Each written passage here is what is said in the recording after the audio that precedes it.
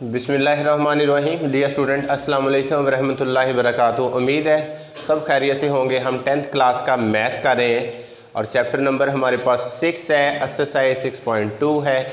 लेकिन एक्सरसाइज पर जाने से पहले हम करते एक अच्छी बात, और आज की अच्छी बात यह है कि एक मजमा बैठा हुआ था, काफ़ी लोग बैठे हुए थे। तो उन लोगों में से एक ने हज़रत अली रज़ी अल्लाह ताला अन्हु से एक सवाल किया कि ए मौला, कि इल्म बेहतर है या सरवत बेहतर है, यानी कि माल बेहतर है।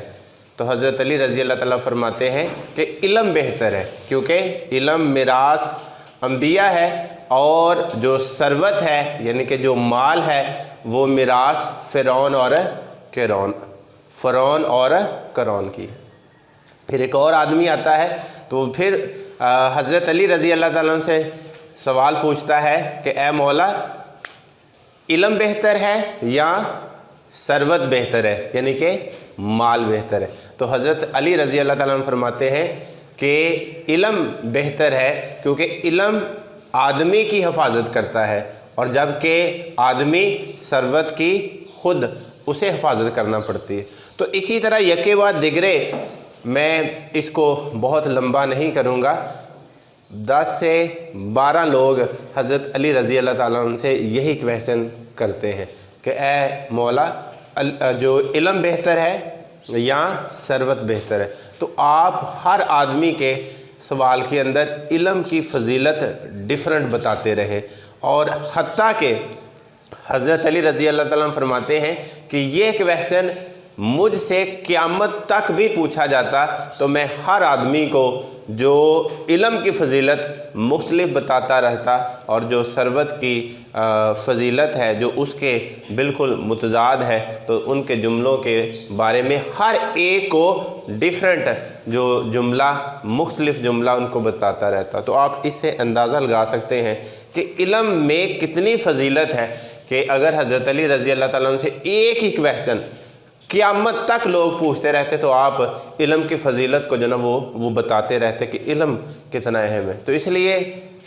आप तमाम लोग अगर दुनिया में, मुल्क में, माशरे के अंदर अगर आप लोग चाहते हैं कि इज़्ज़त और अपनी शान के साथ ज़िंदगी बसर करें, तो फिर इल्म को हासिल करो, जितना हासिल हो सकता है मरते दम तक। नबी पाक सल्लल्लाहु अलैहि वसल्लम ने भी फरमाया ना कि इल्म को गोद से लेकर गोर तक हासिल करो, यानी कि आप लोग पैदाइश से लेकर कब्र तक, मरते दम तक इल्म को हासिल करते रहो। तो आप लोग खुद अंदाज़ा लगाएं कि इसकी कितनी अहमियत होगी।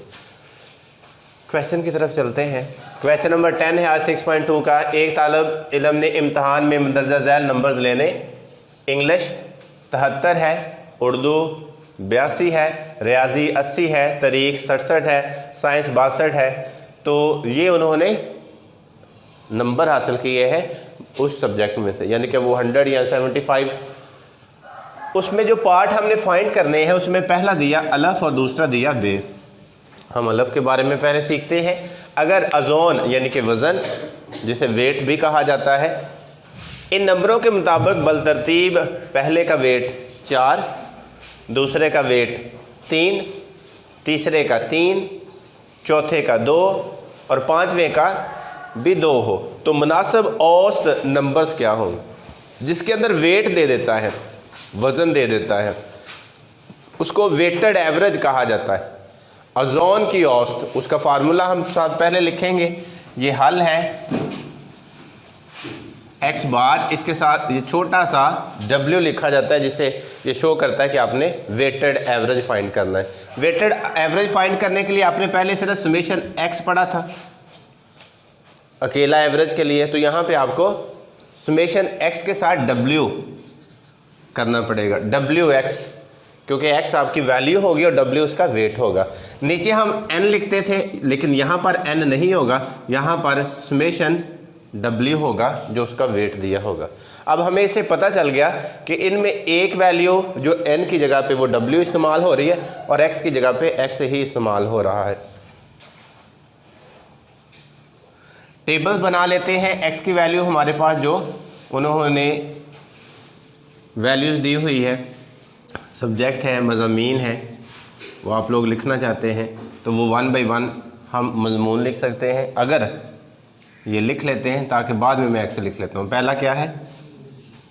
इंग्लिश है। दूसरा क्या है? उर्दू है। तीसरा क्या है? रियाजी है। चौथा क्या है? तारीख है। और पांचवा क्या है? साइंस है। अब इंग्लिश के जो इसके अंदर मार्क्स है वो देख लें कितने हैं। 73 है। उर्दू के कितने हैं? 82 है।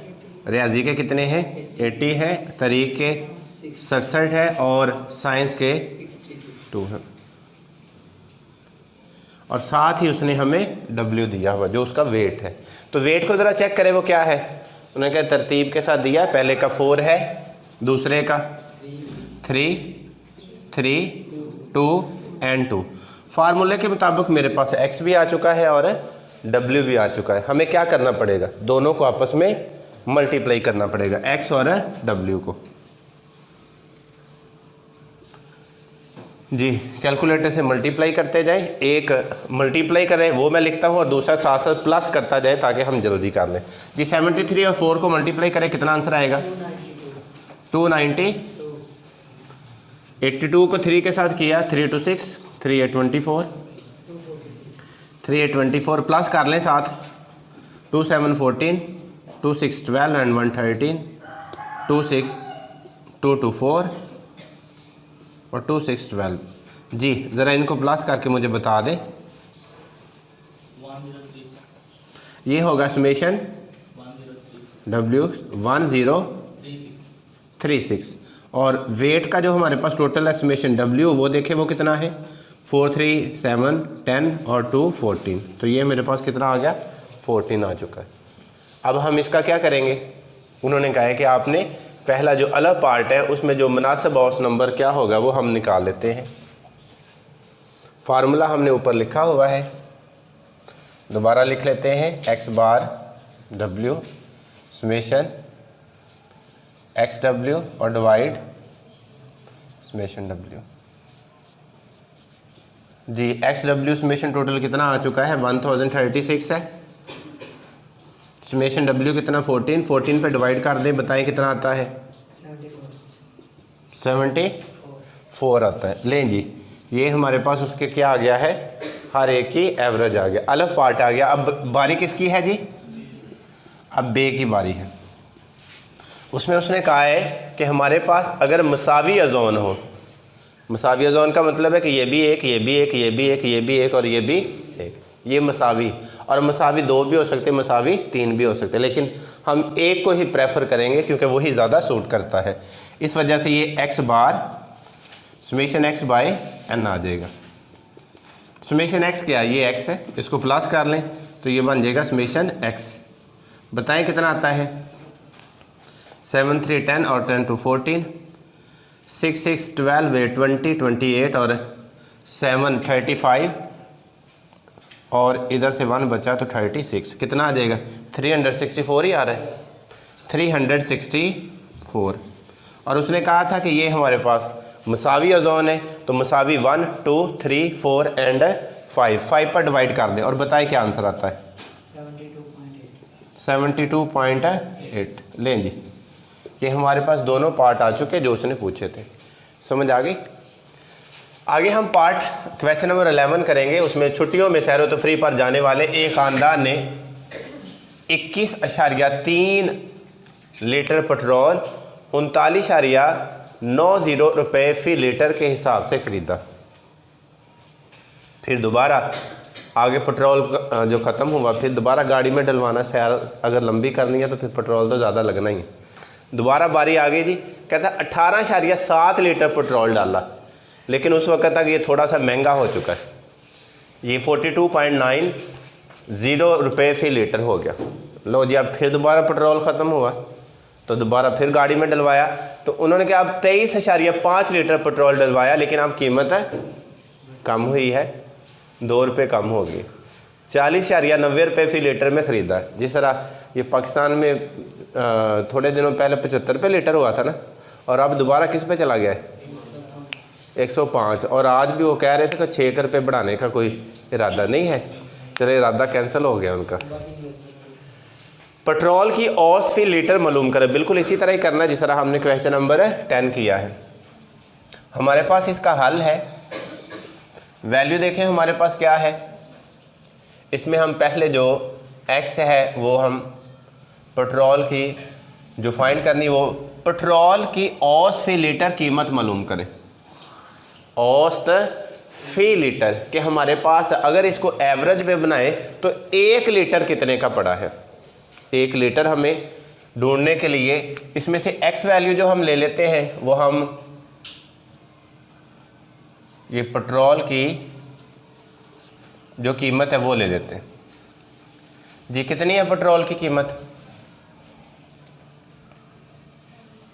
पहली 39.90, दूसरी और तीसरी, फिर दूसरी जो हमारे पास वेट है जितना जितना हमने उसको लिया है 21.3 लीटर पेट्रोल लिया। ये उसका वज़न है ना भी, इतना हमने वेट लिया है। तो कितना आ जाएगा W हमारे पास? ये हमारे पास लीटर पेट्रोल है जो हमने W से ले लिया। पहले लिया हमने 21, दूसरा हमने लिया 18, तीसरा हमने लिया 23.5। हमें चाहिए क्या? हमें चाहिए इसमें x और W चाहिए। दोनों को मल्टीप्लाई किया कितना आंसर आया था? 849.87। 42.90 को 18.7 के साथ मल्टीप्लाई किया कितना आंसर आ गया?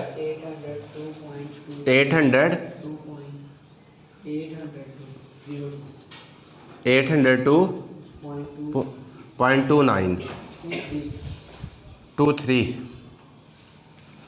40.90 को 90 को 23.5 से मल्टीप्लाई किया कितना आ गया?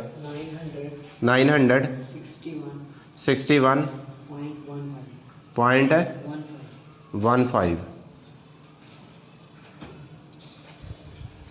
अब हमारे पास इसकी ज़रूरत है समेशन WX की, या XW कर ले, एक ही बात होती है। दूसरा है W समेशन W की। समेशन W कितना आ गया?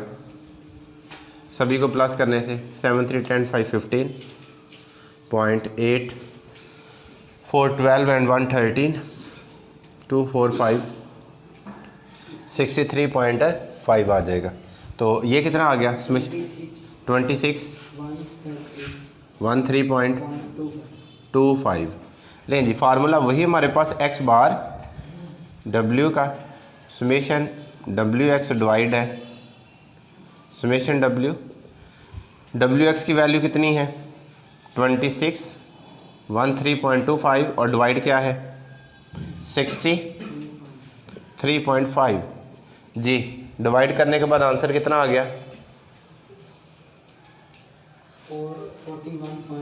41.15। लें जी, ये हमारे पास एवरेज के हिसाब से जो पेट्रोल लीटर में पड़ा है वो 41.15 में पड़ा है।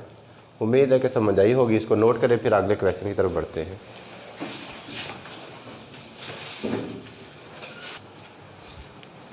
क्वेश्चन नंबर 12 है, सेकंड लास्ट है, इम्पॉर्टेंट क्वेश्चन है और पेपर में ये आ भी चुका है। तो इसके रेलिवेंट एक एग्जांपल है, तो आप इसे भी कर लीजिएगा और एग्जांपल को भी, मिसाल को भी कर लीजिएगा। जब ये समझ आ जाएगी तो ज़ाहिर है वो भी आप कर लेंगे। वैल्यू कुछ इस तरह है, मंदरजा झैल मवाद की मदद से सादा हरकती औसत मालूम करें। तो ये हमारे पास औसत ही हरकत कर रही है, चल फिर रही है। हरकत का मतलब यही होता है ना, हिल रही है, चल फिर रही है। तो देखते हैं ये चलती फिरती जो औसत है वो हम कैसे मालूम करते हैं। हाल से स्टार्ट करते हैं। टेबल ये हमारे पास साल है और ये नीचे साल के नीचे क्या लिखा है? कीमतें हैं।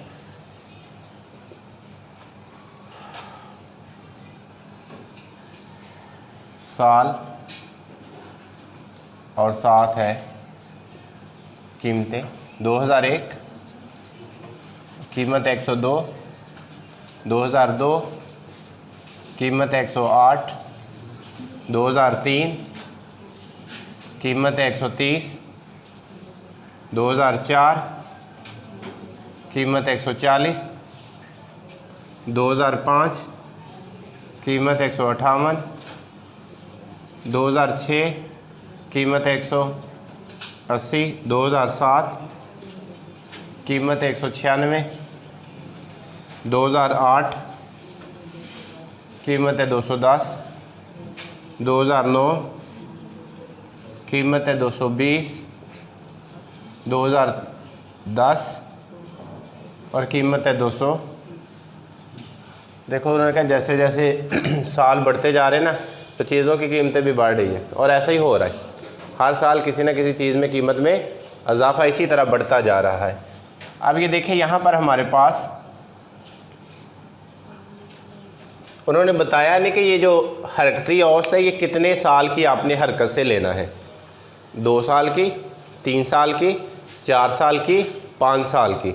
लेकिन जो एवरेज में, जो सादा में एग्जाम्पल पे भी लिया गया है और जो आप लोग ले सकते हैं, उसको हम 3 इयर्स को यूज़ करेंगे। हम हरकती औसत मालूम करने के लिए 3 साल का जो पहले टोटल करेंगे और 3 साल का ही एवरेज मालूम करते जाएंगे। तो ये देखिए हम कैसे 3 साल का, इसमें हम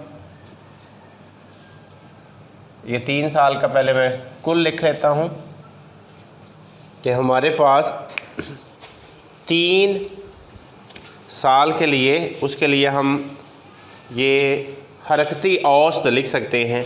ये कुल तादाद है, बाद में हम उसकी औसत ले लेते हैं। ये इधर में ये थोड़ा सा हम 3 साल की हरकती औसत, इसमें हमने 2 पार्ट बना लिए, एक कुल का और एक औसत का। ये 3 साल के लिए आपको तीनों को प्लस करना पड़ेगा। ज़रा तीनों को प्लस करें, कितना आएगा? 8 to 10 आ जाता है,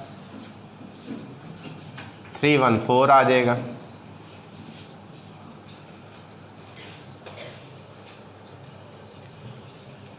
तो ये 340 आता है। क्या आपका भी यही आता है? अब इसमें से क्योंकि 3 इयर्स का इसको जो समझने वाली बात है, 3 ईयर में आपके पास ये मिड इसका आपने लिखना करना है। जो ऊपर वाली पहली वैल्यू है वहाँ पे आपका क्या आ जाएगा, उसको आपने ड्रॉप कर दिया, छोड़ दिया, वो एम्प्टी जगह आ गई, वो खाली जगह आ गई। बाकी आपने तीनों को प्लस किया, आपने पहली जगह पे नहीं लिखना, आपने तीसरी जगह पे नहीं लिखना, बल्कि उसको किस जगह पे लिखना है? दरमियान। इसलिए ताकि औसत मालूम हो जाए। अब औसत कैसे मालूम की जाती है? ये 340 कितनी वैल्यू को प्लस किया हमने? 1, 2 और 3। ये थोड़ा सा और बढ़ा लेते हैं ताकि, तो ये 340 और डिवाइड 3, जब 3 पर डिवाइड किया तो बताइए कितना आंसर आता है? 3 1 ज़ा 3, 3 1 ज़ा 3, 3 3 9 और 0.33939। क्या यही आता है? अब हमारे पास जो पहला एवरेज हरकती औसत का 3 इयर्स का आया है वो 113.33 आया। फिर इसी तरह हम करेंगे। अब आपने पीछे वाला 1 छोड़ना है और आगे वाला 1 शामिल कर देना, फिर आगे वाले 3 होंगे। तो उसमें से जब ये 3 के 3 हम प्लस करेंगे तो बताएं कितना आएगा? 800, ये 8 आ गया, 347 और 378 आ गया। अब ये 378 को किस पे डिवाइड करना है? 3 पे। बताइए कितना आंसर आता है? 126 ले जी। अब पीछे वाला आपने 1 छोड़ते जाना है और आगे वाला मिला लेना, जिसकी वजह से टोटल 3 ही हमने रखने। अब इन तीनों को जब हमने प्लस किया तो टोटल कितना बना? 428।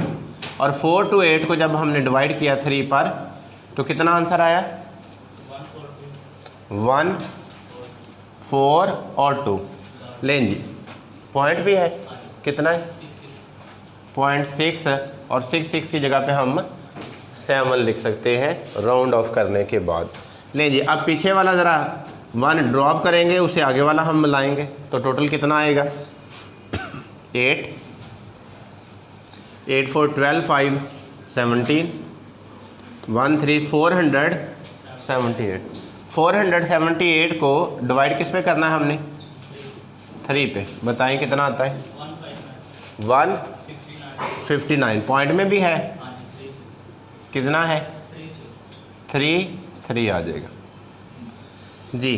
पीछे वाले को मिस करेंगे और इससे आगे वाले को मिलाया, टोटल फिर 3 हो जाएंगे। 8 6 14 8 और 5 13 13 और 9 22 और 1 23, तो ये 534 आ गया। तो 534 को फिर 3 पे डिवाइड कर दें, पॉइंट में भी है, तो ये हमारे पास 178।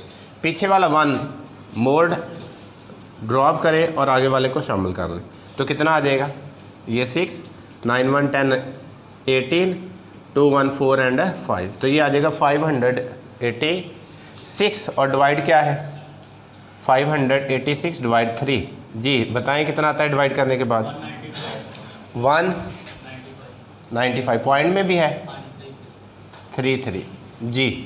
पीछे वाले को फिर एक मिस कर दिया, आगे वाले 3 प्लस किए, कितना आ जाएगा 6 9 1 10 और 2 12 का 2 आ जाएगा 2 2 4 1 5 एंड 6 626। डिवाइड किस पे करेंगे कितना आ जाएगा 208.66 को हमने राउंड ऑफ किया, 67 कर लिया। फिर पीछे वाला ड्रॉप किया, आगे वाला शामिल कर लें, तो कितना आ जाएगा 326 और 6 और आगे वाला 0। 660 डिवाइड 3 कितना आ जाएगा 326 और 20। लें जी, ये हमारे पास क्या आ जाएगी। और लास्ट वाला हमारा क्या होगा, जिस तरह पहला आपका मिस होगा उसी तरह लास्ट वाली वैल्यू भी मिस होगी। ये आपके पास क्या आ गया है हरकती मसा, जो हरकती औसत आ गया कि पहले 3 की और औसत दूसरे 3 की और, तो ये हरकत क्या कर रही है, ये चलती जा रही है। तो इस वजह से हमारे पास ये वैल्यूज़ हरकती औसत की 3 ईयर्स की आ जाएगी। इसी तरह एग्जाम्पल को कर लीजिएगा, ताकि आप लोग इस क्वेश्चन को और एग्जाम्पल को कंप्लीट करने के बाद आपका अगर इसके रेलिवेंट एनुअल एग्जाम में क्वेश्चन आता है तो आप लोग इंशाल्लाह उसको इजीली सॉल्व कर सकते हैं। उम्मीद है कि समझ आई होगी। अपना बहुत सारा ख्याल रखिएगा। अगली वीडियो तक इजाज़त दीजिएगा। अल्लाह निगहबान।